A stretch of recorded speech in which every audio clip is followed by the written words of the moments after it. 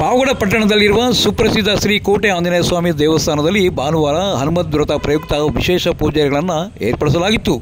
ಶ್ರೀಕೃಷ್ಣ ದೇವರಾಯ ಕಾಲದ ಪುರಾತನ ದೇವಸ್ಥಾನವಾಗಿದ್ದು ಭಾನುವಾರ ನೂರಾರು ಸಂಖ್ಯೆಯಲ್ಲಿ ಭಕ್ತರು ಭಾಗವಹಿಸಿ ದೇವರ ದರ್ಶನವನ್ನು ಪಡೆದುಕೊಂಡಿದ್ದಾರೆ. ಇನ್ನು ದೇವಸ್ಥಾನದ ಸಮಿತಿ ವತಿಯಿಂದ ಪೂಜೆ ಅಲಂಕಾರಗಳನ್ನು ಕೈಗೊಂಡಿದ್ದು ಬಂದ ಭಕ್ತರಿಗೆ ತೀರ್ಥ ಪ್ರಸಾದಗಳನ್ನು ವಿನಿಯೋಗಿಸಿದ್ದಾರೆ. ಬನ್ನಿ, ಹಾಗಾದರೆ ಈ ಒಂದು ದೇವಸ್ಥಾನದಲ್ಲಿ ಯಾವೆಲ್ಲ ಪೂಜೆಗಳನ್ನು ನಡೆದವು ಎಂಬುದರ ಬಗ್ಗೆ ನಾವು ನಿಮಗೆ ಮಾಹಿತಿಯನ್ನು ನೀಡ್ತೀವಿ. ಅವರ ಸಹಾಯ ಸಹಕಾರದಿಂದ ಈ ಕೋಟೆ ಆಂಜನೇಯ ಸ್ವಾಮಿ ದೇವಾಲಯದ ಅಭಿವೃದ್ಧಿ ಮತ್ತು ಎಲ್ಲ ಥರದ ಪೂಜಾ ಕೈಂಕರ್ಯಗಳು ಅವರ ಸಹಾಯದಿಂದ ನಡೆಯುತ್ತಿದೆ. ಓಕೆ, ಹೇಳಿ, ಇವತ್ತು ಹನುಮ ಜಯಂತಿ ವಿಶೇಷವಾಗಿ ಪಾವಗಡದ ಕೋಟೆ ಆಂಜನೇಯ ಸ್ವಾಮಿ ದೇವಸ್ಥಾನದಲ್ಲಿ ಯಾವ ಪೂಜೆ ಪಟ್ಟಣದ ಪುರಾತನವಾದ ಮತ್ತು ಪ್ರಸಿದ್ಧವಾದ ಶ್ರೀ ಕೋಟೆ ಆಂಜನೇಯ ಸ್ವಾಮಿ ದೇವಸ್ಥಾನದಲ್ಲಿ ಪ್ರತಿ ವರ್ಷದಂತೆ ಸಾರ್ವಜನಿಕರ ಸಹಾಯ ಸಹಕಾರದಿಂದ ಹನುಮದ್ವ್ರತ ಎಂಬ ಕಾರ್ಯಕ್ರಮವನ್ನು ಹಮ್ಮಿಕೊಳ್ಳಲಾಗಿದೆ. ಸ್ವಾಮಿಗೆ ಪ್ರಾತಃ ಕಾಲ ವಿಶೇಷ ಪಂಚಾಮೃತಾಭಿಷೇಕ, ವಿಶೇಷ ಕ್ಷೀರಾಭಿಷೇಕ, ಶ್ರೀ ಹರಿವಾಯು ಸ್ತುತಿಪೂರ್ವಕ ಮಧು ಅಭಿಷೇಕ, ಮನಿ ಸೂಕ್ತ, ಶ್ರೀ ಸೂಕ್ತ, ಪುರುಷ ಸೂಕ್ತ ಸಮೇತ ಅಭಿಷೇಕ, ವಿಶೇಷ ಅಲಂಕಾರ ಏರ್ಪಡಿಸಲಾಗಿದೆ. ಈಗ ಆಂಜನೇಯ ಸ್ವಾಮಿ ದೇವಸ್ಥಾನದಲ್ಲಿ ಹನುಮದ್ವ್ರತದ ಕಾರ್ಯಕ್ರಮ ಪ್ರಾರಂಭವಾಗುತ್ತದೆ.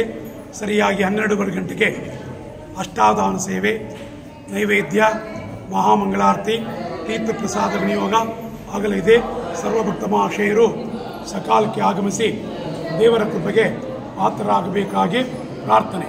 ಸ್ವಾಮಿ, ಕೋಟೆ ಆಂಜನೇಯ ಸ್ವಾಮಿ ಅಂತ ಏನಕ್ಕೆ ಬಂತು, ಹೆಸರು ಹೇಗೆ ಬಂತು ಅಂತ?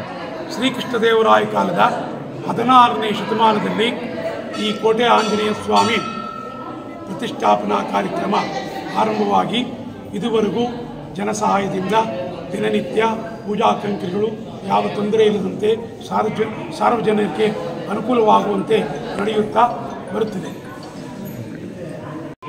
ನಾವು ಪಾವಗಡ ಕೋಟೆ ಆಂಜನೇಯ ಸ್ವಾಮಿ ದೇವಸ್ಥಾನದ ಅಧ್ಯಕ್ಷನಾಗಿ ನಾನು ಮಾತಾಡ್ತಾ ಇದ್ದೀನಿ. ಇದು ಬಹಳ ಪುರಾತನವಾದ ದೇವಸ್ಥಾನವಾಗಿತ್ತು. ಹಿಂದೆ ಬಹಳ ಶಿಥಿಲವಾಗಿತ್ತು. ಈ ದೇವಸ್ಥಾನವನ್ನು ನಮ್ಮ ಕಸ್ಬವಂಶಿಕರೆಲ್ಲರ ಸಹಕಾರದೊಂದಿಗೆ ಪುನರ್ ನವೀನಗೊಳಿಸಿ ಇದಕ್ಕೆ ಮುಖ್ಯ ಕಾರಣಕರ್ತರಾಗಿರ್ತಕ್ಕಂಥ PS ಗುರುಪ್ರಸಾದ್ ಅವರು, PS ಆನಂದರಾವ್ ಅವರ ಸಹಕಾರದಿಂದ ಇದಕ್ಕೆಲ್ಲ ನವೀಕರಣ ಮಾಡಿ ಸುಮಾರು 70 ಅಡಿ ಉದ್ದ, 40 ಅಡಿ ಅಗಲದ ಒಂದು ಪ್ರಾಂಗಣ ಮಾಡಿದ್ವಿ. ಮುಂದುಗಡೆ ವಿಶಾಲವಾದ ಒಂದು ಹೂತೋಟ ಮತ್ತು ಈ ಕಡೆ ಬರುವ ಸಾರ್ವಜನಿಕರ ಅನುಕೂಲಕ್ಕೋಸ್ಕರವಾಗಿ ಶೌಚಾಲಯ, ನೀರಿನ ವ್ಯವಸ್ಥೆ ಇವೆಲ್ಲ ಇತ್ತು. ಪ್ರತಿ ವರ್ಷವೂ ಸಹ ಕಾರ್ತಿಕ್ ಮಾಸ ಪೂಜೆ, ಶ್ರಾವಣ ಮಾಸದ ಪೂಜೆ ಮತ್ತು ಹನುಮತ್ ವ್ರತ, ಹನುಮತ್ ಜಯಂತಿ, ಶ್ರೀರಾಮನವಮಿ ಈ ಎಲ್ಲ ಕಾರ್ಯಕ್ರಮವನ್ನು ಭಾಳ ಯಶಸ್ವಿಯಾಗಿ ನಡೆಸ್ಕೊಂಡ್ಬರ್ತಾ ಇದ್ವಿ. ಇದೆಲ್ಲವೂ ಜನಗಳ ಸಹಕಾರ ಮತ್ತು ಸಹಾಯದಿಂದಲೂ ಸಹ ನಡೀತಾ ಇದೆ. ಈ ಕಾರ್ಯಕ್ರಮಗಳಿಗೆ ಬಹಳ ಭಕ್ತಾದಿಗಳು ಶ್ರಾವಣ ಮಾಸದಲ್ಲಿ ಸಿಕ್ಕಾಪಟ್ಟೆ ಜನ ಬರ್ತಾರೆ, ಬಂದು ಸ್ವಾಮಿಯ ಕೃಪೆಗೆ ಪಾತ್ರರಾಗಿದ್ದಾರೆ. ಇದು ಬಹಳ ಪುರಾತನ ದೇವಸ್ಥಾನವಾದ್ದರಿಂದ ಬಹಳ ಭವ್ಯವಾದ ಮೂರ್ತಿ ಇದೆ. ಮೂರ್ತಿಯ ಅಲಂಕಾರವೇ ವಿಶೇಷವಾಗಿತ್ತು. ಈ ದಿನದ ವಿಶೇಷ ಅಲಂಕಾರವಾಗಿ ಈ ರೀತಿಯೆಲ್ಲ ಮಾಡಲಾಗಿದೆ.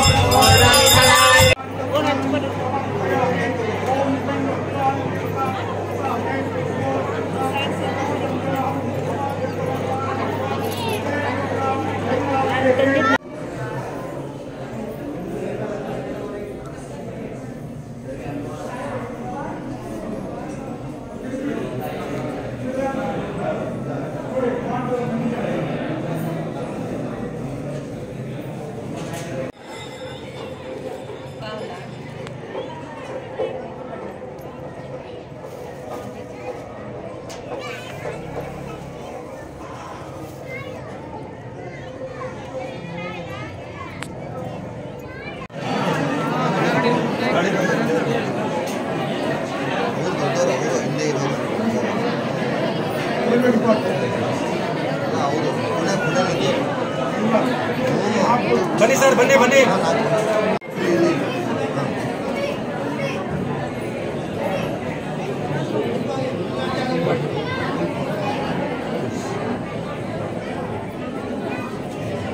ನೋಡಿ ಸರ್,